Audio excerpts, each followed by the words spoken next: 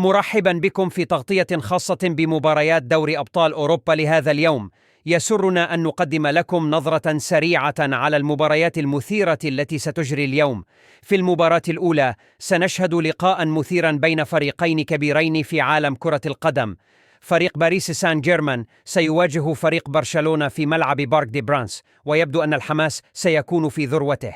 أما في المباراة الثانية ستكون عيون الجميع متجهة نحو ملعب دورتموند، حيث يواجه فريق بوروسيا دورتموند نظيره فريق أتلتيكو مدريد. هل سيتمكن دورتموند من تحقيق الانتصار والمضي قدما نحو الجولة القادمة؟ إنه يوم مثير مليء بالتوتر والمنافسة في دوري أبطال أوروبا. لنترقب معا هذه المباريات ونرى من سيتأهل إلى الدور التالي. شكرا لمتابعتكم، ونتمنى لجميع الفرق كل التوفيق.